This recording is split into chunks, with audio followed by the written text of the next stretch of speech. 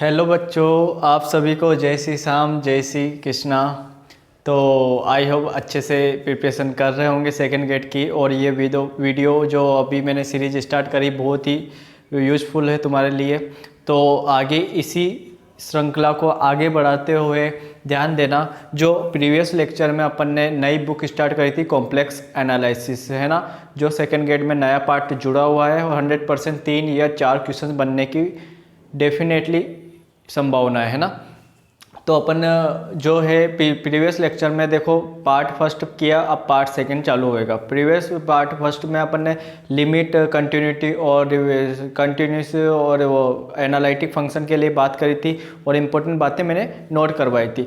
अब ध्यान देना, जो वापिस से उसी पार्ट को, जो चैप्टर फर्स्ट है उसी पार्ट को आगे बढ़ाते हुए अपन एक मेथड पढ़ेंगे। यहाँ से एक क्वेश्चन देखने को मिल जाएगा तुम्हें, मिलने थॉमसन रचना विधि, यानी कि कुछ भी नहीं करना अपन को। देखो फलन जो होगा फलन निकालने को पूछेगा, यानी कि ध्यान देना, सबसे पहले देखो अपने पास दो फंक्शन दे रखे u या v, कोई सा भी एक दे दे, है ना। ये होते प्रसमवादी संयुग में होते हैं। होने पर f z ज्ञात करना है ना। तो कैसे ज्ञात करेंगे, ध्यान देना। अगर अपन को क्वेश्चंस पे कुछ भी दे सकता है, u भी दे सकता है या v, कोई भी एक दे दे, तो उससे direct function of F Z कैसे निकालेंगे। तो अपने को गिवन दे रखा है u एक्स वाई फंक्शन दे रखा है, अपन को गिवन दे रखा है। तो सबसे पहले कुछ भी नहीं करना, इस जो u का क्या करेंगे, x के सापेक्ष क्या करते हैं, पार्शियल डिफरेंसेस, यानी आंशिक अवकलन करेंगे। इसी प्रकार y के सापेक्ष आंशिक अवकलन करेंगे। तो यानी कि del u by del x निकालूंगा, del u by del y निकालूंगा, और यहाँ पर जो भी आएगा उसको अपन मानेंगे फाई जेड जीरो, यानी कि x की जगह जीरो पुट कर देंगे और y की जगह क्या आ जाएगा, जीरो। इसी प्रकार यहाँ पर साइन जेड जीरो निकाल लेंगे, है ना। अब जो सूत्र होता है अपन को ये याद रखना इंपॉर्टेंट है। सूत्र एफ जेड का सूत्र होगा integration five z zero minus, चिन्ह को ध्यान रखना, यहाँ माइनस आएगा, आयोटा साई जेड जीरो, और पूरे का किसके रेस्पेक्ट में इंटीग्रेशन कर देंगे, जेड के रेस्पेक्ट, यानी डी जेड प्लस सी। तो अपन को सूत्र याद होना चाहिए। सबसे पहले del u by del x निकाल लेंगे और del v by del y निकाल लेंगे, है ना। Del u by del y निकाल लेंगे। इसको इस फंक्शन से फाइव जेड जीरो निकाल लेंगे, इससे साइज जेड जीरो निकाल लेंगे। यहाँ पर सूत्र होगा five f z equal to integration five z zero minus iota sine z zero d z plus c, यानी कि जो भी वैल्यू आएगी अपने पास इस सूत्र में रख के और इंटीग्रेशन करके क्या निकाल लेंगे, एफ जेड निकाल लेंगे। अब ध्यान देना, अगर सपोज करो u दे रखा है, अब दूसरे कंडीशन में अगर मान लो v दे दे तो सेम प्रोसेस वो की वही रहेगी। अपन को v गिवन दे रखा है तो del v by del x निकाल लेंगे और del v by del y निकाल लेंगे, यानी कि x के साथ आंशिक अवकलन, y के साथ आंशिक अवकलन। सेम फाइव जेड जीरो और साई जेड जीरो निकालेंगे। तो पहले वाले से फाइव साई जेड जीरो और साइन जेड जीरो निकाल लेंगे, और एफ जेड का सूत्र वही सेम ही रहेगा, बस चिन्ह का डिफरेंट रहेगा। यहाँ पर क्या आ जाएगा बेटा, और माइनस आ जाएगा, है ना। तो ये ध्यान रखना कि five z zero plus iota sine z zero किसके रेस्पेक्ट में कर देंगे, जेड के रेस्पेक्ट में कर देंगे इंटीग्रेशन। तो यहाँ पे अगर मेथड अपन को पता होगा तो अब कोई सा भी क्वेश्चन दे दे अपन निकाल लेंगे, बस सूत्र याद होना चाहिए और कैसे निकालते हैं ध्यान देना। तो अब मैंने एक क्वेश्चन से लिया है, u दे रखा है अपन को, है ना। u देखो, u कुछ भी दे सकता है, u दे सकता है, v दे सकता है। तो u फंक्शन दे रखा है और उसने क्या पूछा, एफ जेड पूछा है। तो कुछ नहीं, सबसे सिंपल रूप पहले क्या निकालेंगे, del u by del x. Del u by del x निकालूंगा तो यानी x के साथ आंसर कर दूंगा मैं, और y क्या होगा, कांस्टेंट होगा। तो x क्यूब का क्या होगा, 3x स्क्वायर, यहाँ से 3y स्क्वायर कांस्टेंट है, और x का 1, और यहाँ पर 6x, y का और 1 का तो क्या हो जाएगा, 0 हो जाएगा। तो यहाँ से मैं अब ये del u by del x से क्या निकालूंगा, फाइव जेड जीरो। तो x की जगह जेड रख दूंगा, y की जगह क्या रख दूंगा, जीरो। तो ये अपने पास आ जाएगा। इसी प्रकार इसी फंक्शन का y के रेस्पेक्ट में डिफरेंशिएशन कर दूंगा मैं, आंशिक अवकलन कर दूंगा। तो क्या आएगा बेटा, माइनस 6xy माइनस 6y। यहाँ से साई जेड जीरो बराबर जीरो आ रहा है, क्योंकि x की जगह जेड रखो, y की जगह जीरो, तो पूरा y का फंक्शन है, तो ये पूरा मान किसका आएगा, पूरा जेड जीरो आ जाएगा। अब सूत्र याद होना चाहिए। सूत्र क्या होता है, function of z equal to integration five z zero minus iota sine z zero d z. तो सारे मान रख दो, फाइव जेड जीरो से अपन ने मान रख दिया, और आयोटा साइन जीरो इसका मान तो क्या है, जीरो, तो ये अपने को लिखने की जरूरत नहीं है, और डी जेड। और इंटीग्रेशन करना, अपने पास क्या आ जाएगा, फंक्शन ऑफ जेड प्राप्त हो जाएगा। तो z cube plus 3z² plus c. तो देखो बिल्कुल सिंपल सा मेथड था, अपन को कोई भी u या v दे देगा और उससे फंक्शन ऑफ जेड पूछेगा। तो ये अपन कौन सा मेथड काम में लेंगे, मिलने थॉमसन मेथड काम में लेंगे। इसको नोट डाउन करो। और कुछ पार्ट, अब कुछ स्टेटमेंट बच रहे हैं, उनको लिखा के इस चैप्टर को कंप्लीट करेंगे। फिर नेक्स्ट चैप्टर स्टार्ट करेंगे, वो कौन सा वाला, अनुकोण प्रतिचित्रण वाला है ना। नोट डाउन करो इसको।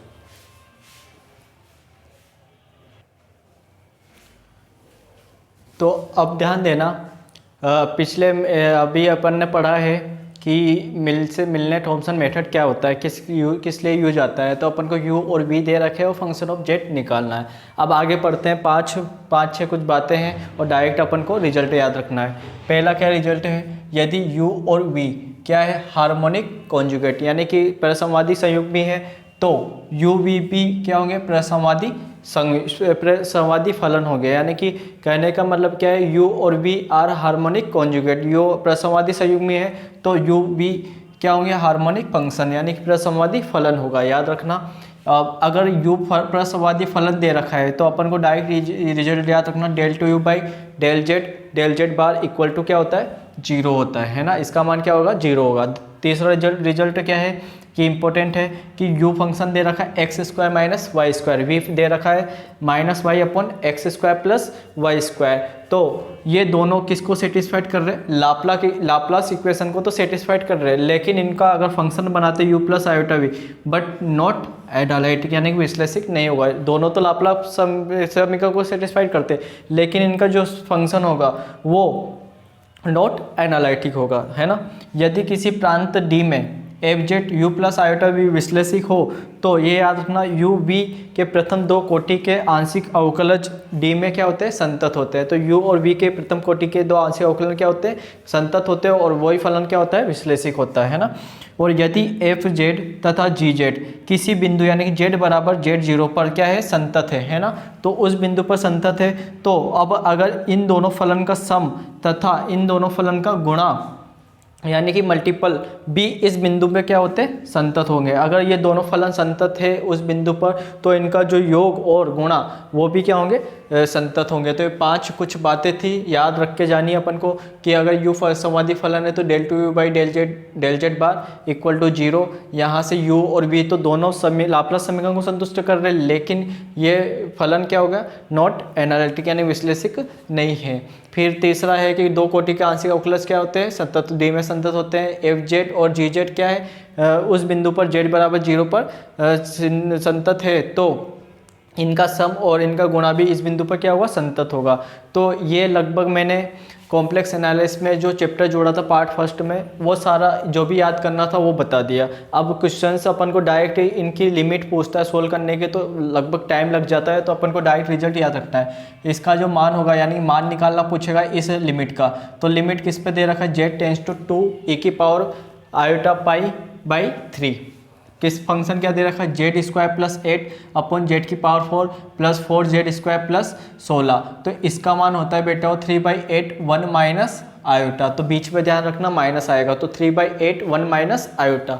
तो कैसे याद रखोगे बेटा, पावर 3 आ रही है तो 3 ऐसा कैसे आ जाएगा, बटे में ये 8 प्लस 8 हो रहा तो बटे में 8 और 1 माइनस आयोटा लगाना है ना, 3/8 यहीं से पता चल जाएगा। इनको और इनको तोक लेना है ना। फिर इसका अगर मान निकालना है तो limit z tends to e की पावर पाई बाई 4 आयोटा, तो जेड स्क्वायर फलन दे रखा जेड स्क्वायर अपॉन जेड की पावर 4 प्लस जेड माइनस 1, तो इसका मान आएगा बेटा और 1 प्लस आयोटा बटे √2। क्लियर है। अब बात करते हैं तीसरा भी ऐसे ही है कि अपन दूसरा और तीसरा इंपॉर्टेंट ध्यान रखना, दोनों एक जैसे हैं। अगर ये फंक्शन दे रखा z square plus 1 upon z cube plus 9, तो किस प्रांत पर, प्रांत पूछेगा तो प्रांत mod of z is less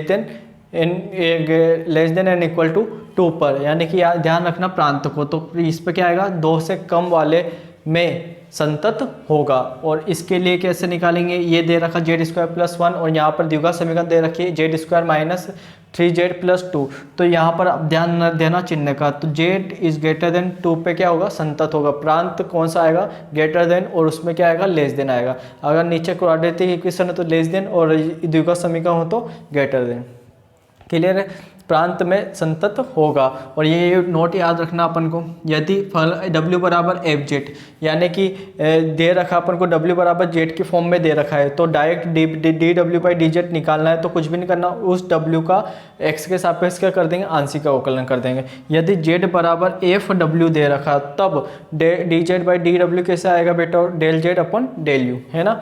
तो जेड का W के सापेक्ष रेस्पेक्ट यानी रियल पार्ट, U का रियल पार्ट, और यहाँ पे x का रियल पार्ट के सापेक्ष अपन को क्या करना है, आंशिक अवकलन। तो यहाँ पर W बराबर एफ जेड, तो D W by D Z निकाल लेंगे, इसी प्रकार जेड बराबर एफ डब्ल्यू, तो D z by d W निकाल लेंगे। तो ये मेरी तरफ से लगभग पूरा मैंने जो पार्ट जोड़ा था अपने कॉम्प्लेक्स एनालिसिस में सेकंड गेट में, लिमिट, कंटिन्यूटी और एनालिटिक फंक्शन, सारी मैंने जो भी इंपॉर्टेंट था और देखना है इसी में से क्वेश्चन बनेगा। तो इसको अच्छे से पढ़ना, बाकी का जो इसके नेक्स्ट वाला चैप्टर होगा उसको अपन नेक्स्ट क्लास में पढ़ेंगे। Thank you very much.